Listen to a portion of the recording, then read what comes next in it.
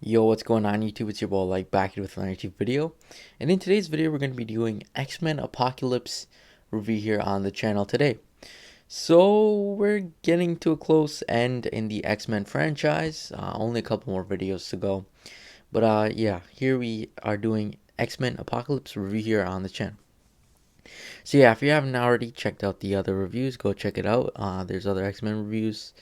And yeah, I give my thoughts on those videos, and now I'm giving my thoughts on X-Men Apocalypse. So yeah, X-Men Apocalypse, released in about 2016, follows the new cast of the X-Men, which I like.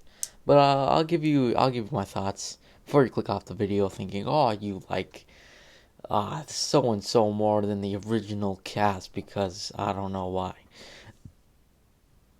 I will explain more later. So yeah, let's get into the positives real quick. So first positives right away is that the acting. Now I really that's another reason why I really like the X-Men in this, or the new cast, I guess you would say. Uh is I really enjoy the acting. I think Michael Fassbender brings it all when he's acting as Magneto. McAvoy does a good job. Jennifer Lawrence, Nicholas Hoult, they all do really good jobs. Ty Sheridan, they do really well done jobs of just acting as the X Men, I guess. These new characters and stuff. One thing I must say about these new casts, though, is I don't know if I'll do a video on discussing the two, but uh, is their ages don't match up to the age they're in, because like I'm pretty sure in this movie they're supposed to be like Charles Xavier's 50, late 50s, early 60s or something like that. And James McAvoy does not look like that at all. Same with Michael Fassbender. They do not look like they are that age at all. They look like they're early 30s, maybe late 30s. So early 40s, honestly. So yeah, I don't know if I'll do that. Next up would be the certain parts of the story. Now, I thought certain parts definitely were some interesting. Like I liked the introduction of few characters. I I enjoyed the whole striker thing was pretty interesting. I thought Magneto's story was interesting as well. Quicksilver, when he was rescuing everybody, that was interesting as well. Overall, was yeah, certain parts of the story was interesting. I'll explain what I didn't like about it after. So yeah, next up would be the character wise. Character wise was really good. But I'm talking in specifics. Professor X and Magneto, I thought they were phenomenal. Mystique was interesting as well. I'm liking how they elevated her to more of like a mainstay X Men, whereas in of course the original trilogy, she was more the Brotherhood slash. She was more. She was lesser used, whereas in this, Beast and Mystique got, of course, elevated way more to being mainstay, more main X Men. So that's something I like as well about that. And then the chemistry again. The chemistry between the class members are phenomenal. Phenomenal. And there's actually something else I want to add to the acting as well. Is probably Oscar Isaac as Apocalypse. I think he did a really good job. I wasn't too big a fan of Apocalypse, in all honesty, but I definitely liked Oscar Isaac as Apocalypse. I thought he gave it a good job. He had a similar case with Green Goblin, but I did like Apocalypse much more in Amazing Spider-Man 2, where the actor gave it all his all and did a good job. But the thing is, the character was poorly written, wasn't really good. So yeah. Uh, Costume wise, fantastic. I like this costume choice was pretty good. The costume like Beast is wearing right now, you'll see it there. Same with Mystique. Mystique is wearing that too. I thought it was pretty interesting. Of course, it's not comic accurate, but whatever. Honestly, you can't always have comic accurate stuff. That's just something you have to see when you're a comic book fan, like a lot of people. But I definitely thought it was the costumes looked pretty cool. Magneto's costume, especially, and Fizzlocks and Storms looked really good, and they looked more comic accurate. Like Fizzlocks looked very comic accurate. Same with Magneto. I mean, Apocalypse was he was all right, to be honest with you. I'm not a huge fan of Apocalypse, in all honesty. Even in the comics, I'm not a huge fan. Uh, that's just my total opinion on him. He's just I'm not a huge fan. That could play a part in this movie review, but I'm trying to do it from more of a cinematic perspective, kind of. So not just comic book opinion all the time. So yeah. Uh, the action was pretty good. I thought the action was definitely interesting, pretty decent, pretty good.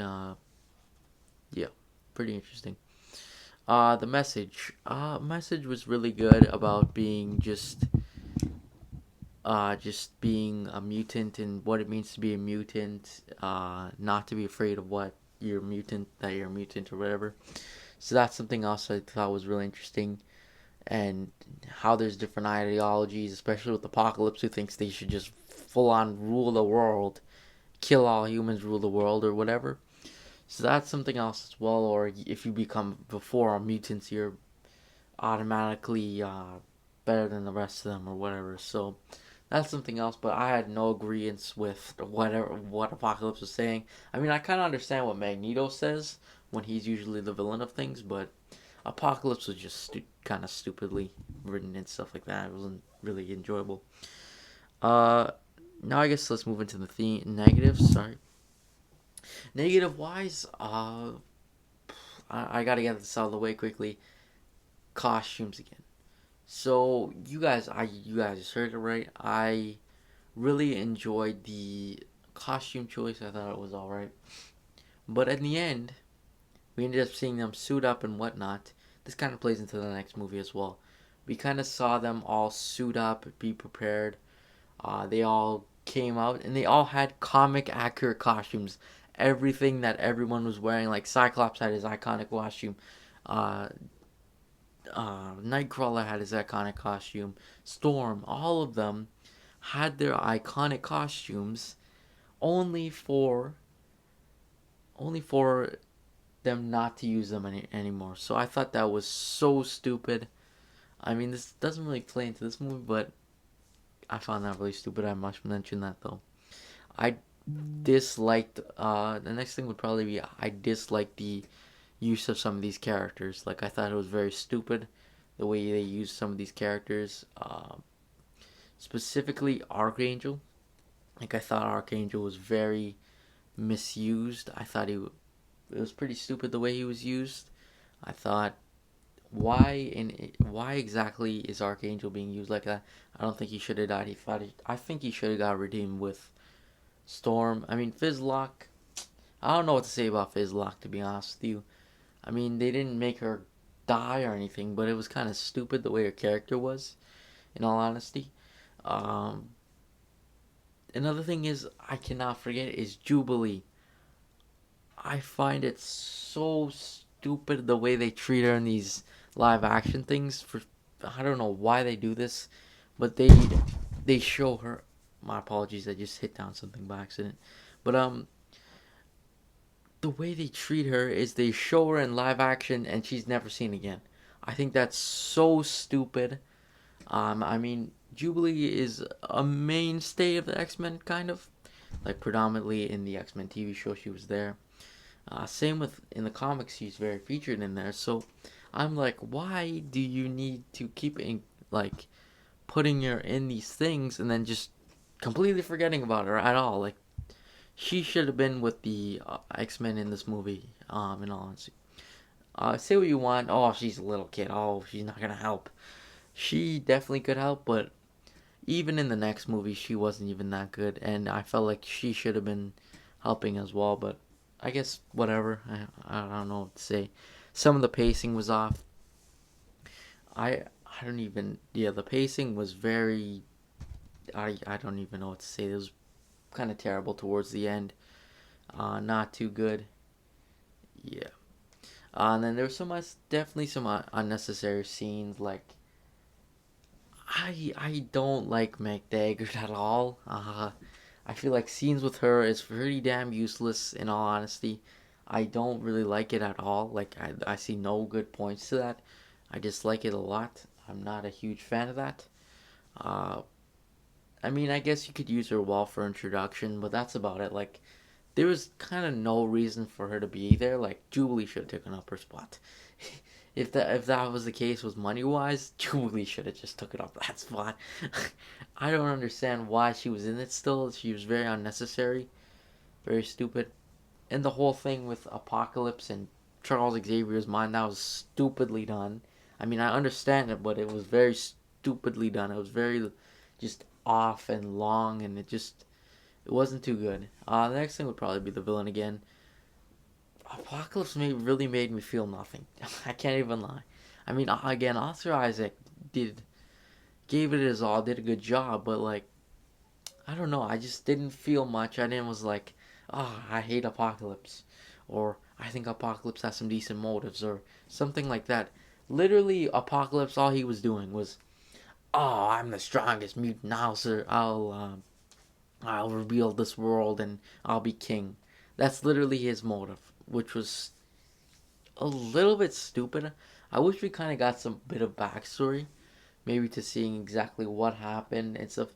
And same with his power wise, I didn't understand too well what his powers were exactly, because I see this man, he gets regenerative powers, and I'm like, what?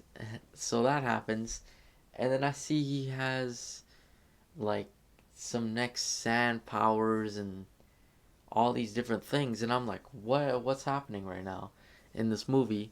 So yeah, I wasn't too huge of a fan of Apocalypse, but other than that, I'll give my overall rating, which is going to be an 8 out of 10. Uh, anyways, thanks for watching. Make sure you like and subscribe, and I'll see you guys next video. Peace.